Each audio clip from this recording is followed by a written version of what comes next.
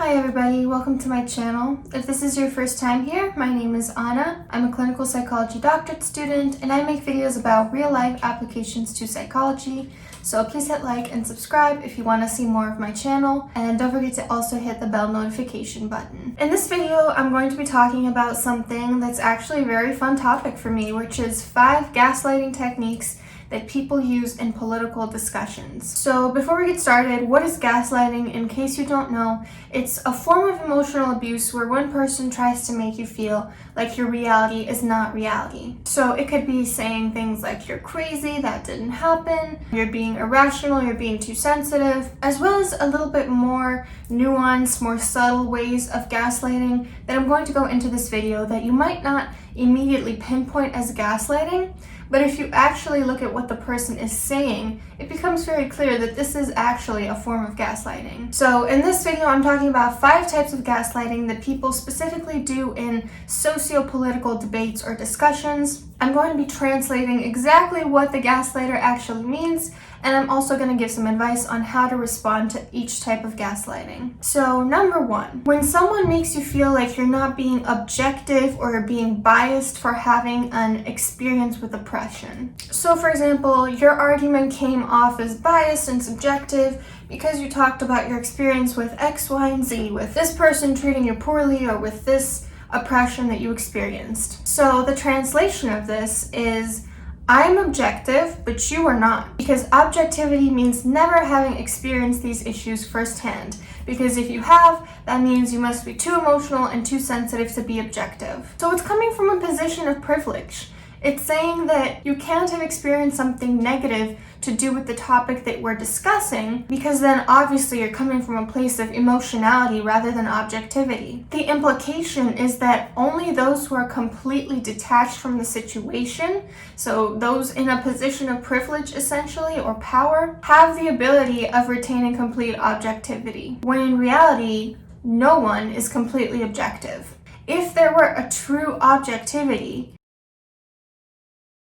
when in reality, there's no such thing. There's no one most objective interpretation of any situation. And it's extremely hypocritical to assume that you yourself have the ability of retaining complete objectivity simply because you're more detached from a topic, simply because you have less to lose from it. Because if you are avidly against hearing people's experiences to the contrary of your opinion, I hate to break it to you, but you are not objective. It's fairly obvious that you're actually very entrenched in a particular view, and you get very defensive when that gets called into question. And I get this a lot in my comment section whenever I make a video about a social phenomenon. Wow, it's so obvious that you're a biased feminist, or you focus so much on the negatives of this phenomenon and not on the positives. So what? Clearly, I see the negatives of this phenomenon as outweighing the positives. But just because I have an opinion that you happen to disagree with doesn't mean that I didn't come to that opinion using an objective standpoint. It doesn't mean that my opinion is invalid or that I'm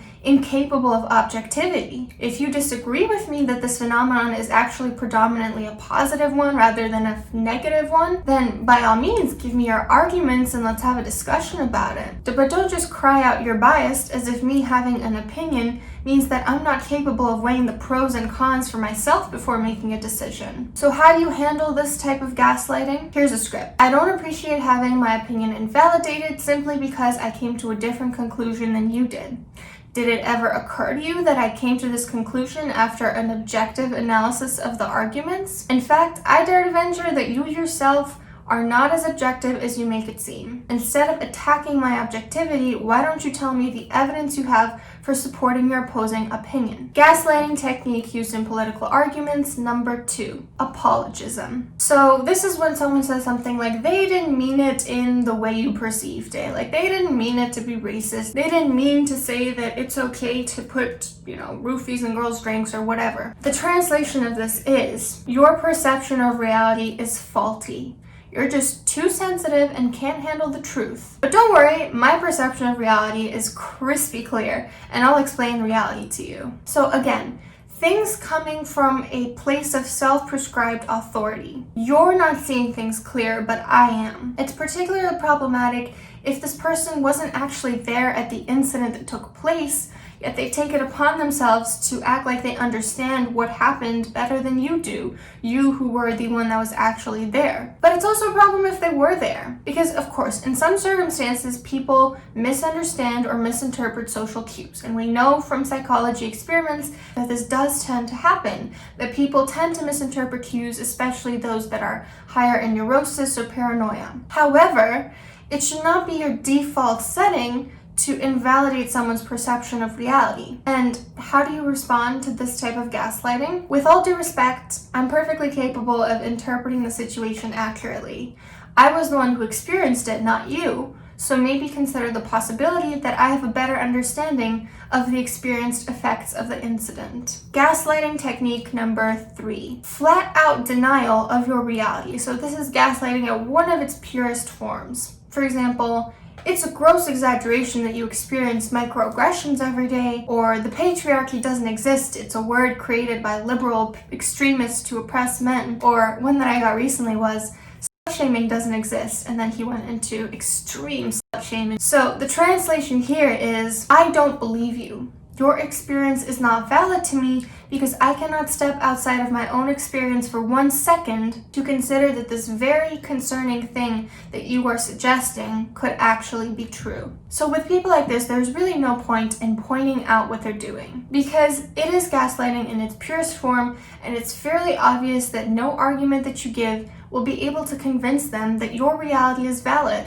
And if this type of gaslighting is what someone is doing to you, honestly, it might be best to just walk away from the conversation. You can say something like, it's pretty clear to me that you're not receptive to hearing an alternate perspective, or that you're so entrenched in your belief system that you think anyone who thinks differently from you is either lying or incapable of thinking rationally. At this point, I'm going to leave the conversation because it isn't a productive use of my time. And be warned that with people like this, there's a very good chance that they will lash out when you refuse to engage with them anymore. And they'll try to berate or antagonize you or pull you back into the conversation, saying things like, what's the matter? You can't think of an argument? And it's really important to not give in. Because with people like this, what they want is attention. Because frankly, they can't get it from anywhere else. And they want to emotionally activate you so that they can feel righteous when you understandably get angry and then say, see, I was right, you're hysterical. So if they keep pressuring you, shut them down very frankly. You could say something like, I've now repeatedly asked you to leave me alone. You need to take several steps back. Gaslighting technique number 4. Dismissing anecdotal or qualitative evidence. So for example, I get that you experienced this horrible thing, but you're wrong that this is representative of your entire group of people. The translation here is, your individual story is not important enough for me to advocate for your rights.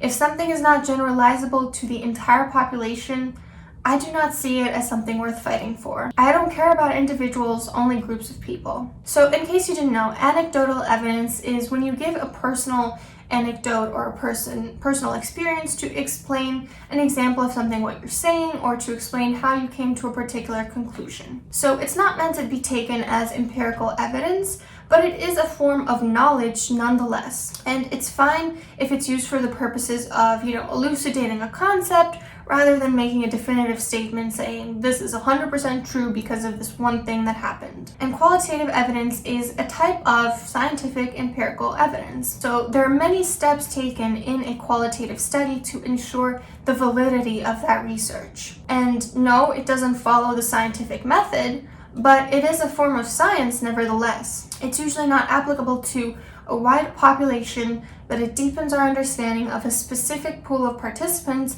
in a particular phenomenon in a way that quantitative research simply cannot. Also, in qualitative research, you have to declare any preconceptions you have and specify what active steps you are taking to minimize those biases and the possibility that those biases are going to interfere with your interpretation of the results, which is almost never done in quantitative research. If no one is saying, this is why I'm personally interested in this hypothesis, and here's the journal that I held throughout this process to reflect on my underlying assumptions and to make sure it doesn't get in the way of me interpreting the data. In quantitative research, that's just not a component. So for someone to dismiss either a qualitative study or your own anecdotal evidence just doesn't make sense, because both of these are a form of knowledge, and they are completely ignoring the fact that much of the way they themselves came upon a conclusion is based on anecdotal evidence, because our experiences shape our beliefs. That's undeniable. If you don't think so, then I think you might be overestimating your objectivity a little bit. So how do you respond to this type of gaslighting? My experience is a valid form of knowledge, even if it doesn't apply to the general population. Please allow me to speak on what I've noticed. It will come in handy when you yourself want to talk about an experience. And finally, gaslighting technique number 5 is calling into question your credibility or even sanity. So for example, you're being crazy, irrational, unreasonable, or it's clear to me that you're not credible because of, a minor slip in your argument or a mistake that you made in the past. The translation here being, your perspective is so outlandish to me that I would rather make you feel stupid than consider the possibility that you're right.